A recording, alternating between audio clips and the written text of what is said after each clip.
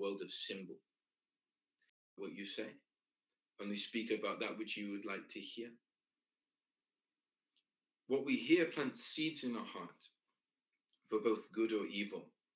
Once again, this amazing imagery, which I think one of the important, not necessarily a theme, but a layer of a framing, if you will, that we should be able to gain more and more as we go into this book, is how the scholars use imagery.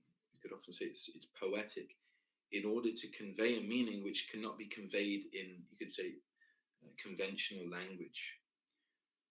So does it mean there's literally some kind of, seed that goes into that? Obviously not. It's figurative, but what we can do is intuit this. And what the scholars are actually doing here is they're introducing us to the world of symbol. And symbolism is something which is essential, and pre-modern peoples in many cultures understood this intuitively in order to detect and notice the sacred. That part of us living in a profane age, an age where nothing is sacred, is that symbolism becomes just some kind of quaint, old thing that people used to, draw pictures of or make architecture from. They didn't realize that these patterns, whether in poetry, whether in language, the adab of language and exchange between people, they're not arbitrary, they're not meaningless. These things unlock, they're keys to unlock a deeper exchange between people. And you'll find this. We were with a group of Muslims recently, and just really someone remarked upon the fact that we have this ability to very quickly align and assimilate, but at the level of the heart.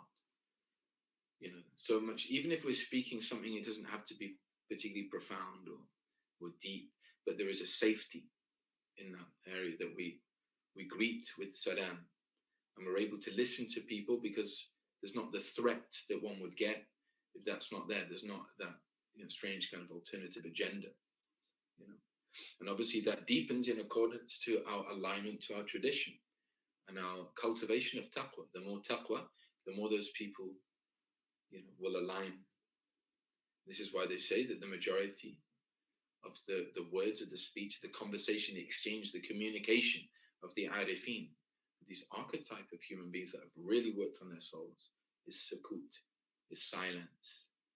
And what we mean here is verbal silence, but a deeper conversation is going on.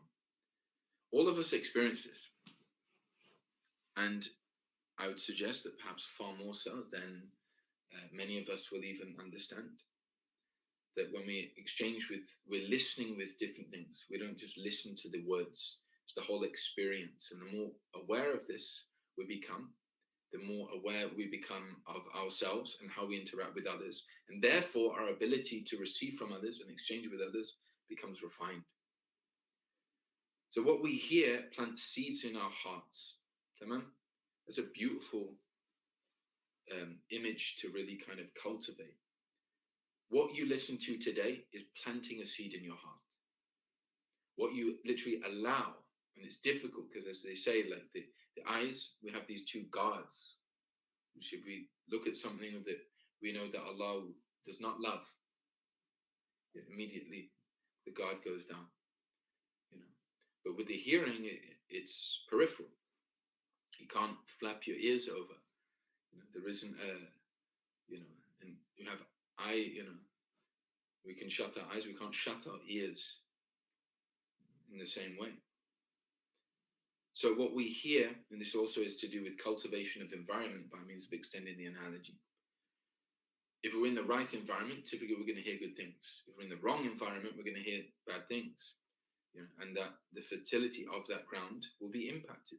So what we hear plants seeds in our heart. For both good or evil, good or bad, light or darkness, illumination or darkening of the heart. Allah subhanahu wa ta'ala says, so Prophet, give good news to my servants who listen to what is said and follow the best of it. يَسْتَمِعُونَ قَوْلًا فَيَتَّبِعُونَ أَحْسَنًا. The believers are people who have cultivated an ability to listen deeply. Hearing is a faculty that allows us to attain distinction and ascend in the degrees of Allah's elect servants.